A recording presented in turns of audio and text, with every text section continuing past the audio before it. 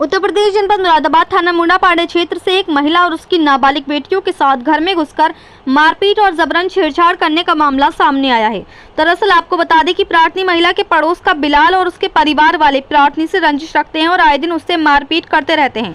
आरोप है कि जब प्रार्थनी अपने बच्चों के साथ घर पर अकेली थी तो मौका देखकर उक्त बिलाल, उसके भाई फहीम व कादिर एक राय होकर लाठी डंडे लेकर अभद्रता करते हुए प्रार्थनी के घर में घुस आए, जिसकी एक वीडियो भी तेजी के साथ वायरल हो रही है, जिसमें आप देख सकते हो कि किस तरह से प्रार्थनी के साथ लाठी डंडों से उक्त आरोपी मारपीट करते नजर आ रही हैं और उक्त प्रार्थनी खून से लहूलुहान हो चुकी है और बेहोश हो गई है। लेकिन उसके बावजूद भी आरोपी अपनी दबंगई दिखा रही हैं और उसके साथ बेरहमी से मारपीट किए जा रही हैं, जिससे पूरे मोहल्ले में दहशत और भगदड़ मच गई। प्रार्थनी और उसकी बेटियों के साथ बुरी तरह से उक्त आरोपियों ने छेड़छाड़ की, उनके कपड़े फाड़ दिए तथा बलात्कार करने की भी कोशिश की। आरोप है कि प्रार्थनी महिला की दोनों नाबालिग बेटियों के भी उक्त आरोपियों ने कपड़े फाड़ दिए तथा उनके प्राइवेट पार्ट के साथ भी छेड़छाड़ और अश्लील हरकतें की, जिसका विरोध करने पर उक्त आरोपियों ने बुरी तरह से मारपीट की, जिससे प्रार्थनी और उसके दोनों पुत्रियों के शरीर में खुली व गुम चोटें आई हैं। वहीं जब प्रार्थनी ने शोर मचाया तो गांव के काफी लोग आ गए, जिन्होंने प्रार्थनी और उनकी पुत्रियों को बचाया, नहीं तो उक्त आरोपी कुछ भी कर सकते थे। आरोप है कि उक्त आरोपी पुलिस में शिकायत करने पर जान से मारने की धमकी देते हुए भाग गए और प्रार्थनी के पति के साथ भी बुरी तरह से उक्त आरोपियों ने मारपीट की।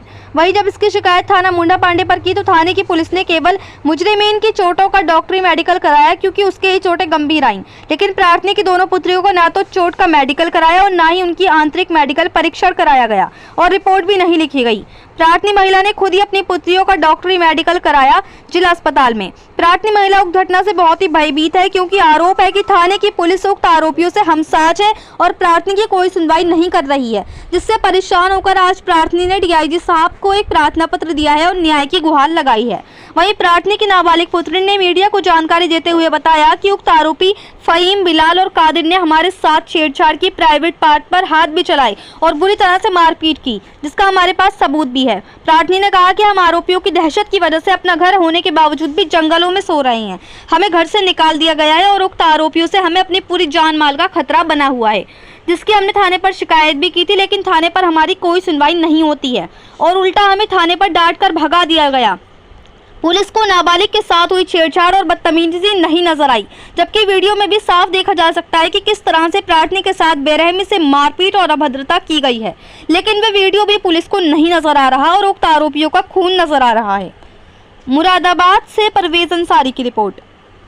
क्या घटना हुई थी बेटा? पता हमारी अम्मी को मारने के लिए आए थे, घर में मार कर डाल गए थे, हमारे साथ में बदतमीजी की थी। क्या बदतमीजी करी थी? प्राइवेट में हाथ डाल कपड़े फाड़े थे, सब में निशान नखून पखून हमारे पास सब हैंगे जी। बहुत बदतमीजी की थी, उल्टे सीधे हाथ चलाए थे। कौन कौन लोग? फहीम, हमारे पड़ोसी में फहीम, बिलाल, कादिर, ये 3 भाई हैं। इन्होंने चलाए प्राइवेट में हाथ, उल्टे सीधे हाथ मार रहे थे, ये नहीं देख रहे थे कहाँ लग गया है कहाँ नहीं। हमारे पास सब सबूत हैगा। अब आप कहाँ पर सो रहे हैं?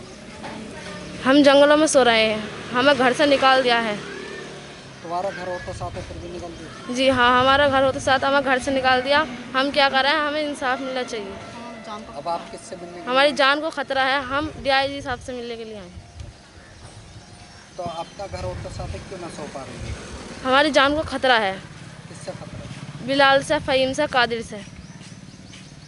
जब आपका कपड़ा वगैरह की सारी चीज़ें फाड़ी थी, प्राइवेट कुछ हुआ तो आपने जाकर थाने पर नहीं किया था? कहा था हमने, लेकिन वहाँ पर हमारी सुनवाई नहीं हुई। क्या कहता है इसको? डांट के भजा दिया था। क्या कहा था? ये कह दी कि उनका खून निकल आया, तो हमने कही थी कि उनका इतना सारा उनका खून दिख गया, हमारे प्राइवेट पार्ट पर हाथ चलाया, हमारे साथ में गंदी आई कि हमारा ये नहीं दिख रहा, हम नाबालिग हैं। हमारे साथ बहुत गंदी आई की थी उन्होंने।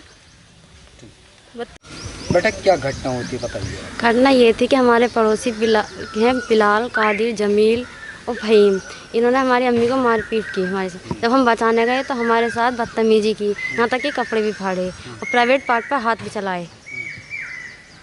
फिर आगे बहुत हाथापाई हुई। फिर हम थाना मुंडापाड़े रिपोर्ट कराने गए, वहाँ हमारी कोई सुनवाई नहीं हुई और हम चाहते हैं हमारे साथ जल्दी जल्दी सुनवाई की जाए। तो क्यों ना सुनना? थाने पर गई थी, आपने बताया नहीं? सुनवाई ये हुई कि उनके भाई की चोट लग गई थी, बस उन्हें उनका खून दिखाई दे रहा है, हमारे साथ की हुई बदतमीजी दिखाई नहीं दे रही, जबकि हमारे पास वीडियो भी है, हर चीज़ है। कैसे आप बता रही थी अभी अंकों कुछ हुआ क्या बताओ? प्राइवेट पार्ट पे हाथ चलाए थे उन्होंने। कितने चलाए थे? वो हैं बिलाल, कादिर, फ़हीम, तीनों थे, भाई थे ये। जी क्या घटना हुई थी बताइए? घटना ये हुई साहब, लड़ाई हुई, पहले मारपीट करके और मेरे घर में डाल गए। उसके बाद जब मेरी बेटियाँ आई तो मेरी बेटी के साथ उन्होंने हाथापाई करी, उनके प्राइवेट पे हाथ डाले, कपड़े सब चीड़ फाड़ कर दिए। साहब ये बताओ मैं कहाँ रह सकती हूँ अपनी मेरी जवान बच्ची, मैं जंगलों में लेकर पड़ी रहूँगी? इतना अन्याय क्यों हो रहा? अगर मेरे साथ में कोई ऐसी घटना हुई तो मैं प्रशासन के ऊपर पड़ूँगी, क्योंकि वो बिलाल मुझे धमकियाँ देता है कि प्रशासन मेरा है, अधिकारी मेरे हैं, पुलिस मेरी है, तुझसे कुछ नहीं होगा। साहब मैं जंगलों में लिए हुए पड़ी अपने बच्चों को, और मेरे बच्चों को कोई आज ये है कल और भी कोई ना कोई इस बात का हलवा कर सकता है। साहब मैं इसका इंसाफ चाहिए, ना तो मैं अपनी बच्चियों को लेकर मर सकती हूँ, मैं प्रशासन पर डाल सकती हूँ। मैं ये चाहती हूँ ना तो मुझे इससे बहुत जल्दी से जल्द मेरी सुनवाई हो जाए और मुझे इंसाफ मिल जाए। मैं थाने पर गई थी, मुझे थाने पे ये जवाब मिला कि उसके भाई का खून बह रहा है, तुम्हारी कोई चोट नहीं है। साहब उन्होंने कोई मेरी सुनवाई नहीं करी। तो तुमने बताया नहीं ये मेरी बेटी? बताया मैंने सब कुछ, के मेरी बेटियों को देख लो, उन्होंने डपटी मार मार के, और लोंडियों की चोट तक की नहीं देखी। उन्होंने साहब पीछे हमारी रिपोर्ट कुछ लिखी कुछ ना लिखी, उन्होंने हमें वहाँ से फरार कर दिया। तो तुमने बताया नहीं इस बात को? दोनों बेटियों का कपड़ा वपड़ा फाड़ दिया? साहब बोला था, वो नहीं सुनने के लिए तैयार थे इस बात को। वो खाली फ़हीम का खून देख कर ही उसकी ही बात रख रहे थे सब कुछ। वो कह रहे हैं कि तुम्हारा कुछ नहीं है, पुलिस मेरी है, अधिकारी लोग मेरे हैं, प्रशासन मेरा है। सबका अगर इसका इंसाफ मिलना चाहिए जल्द से जल्द तो सही है, ना तो मुझे खतरा है, मेरी जान को भी, मेरे बच्चों की जान को भी खतरा है।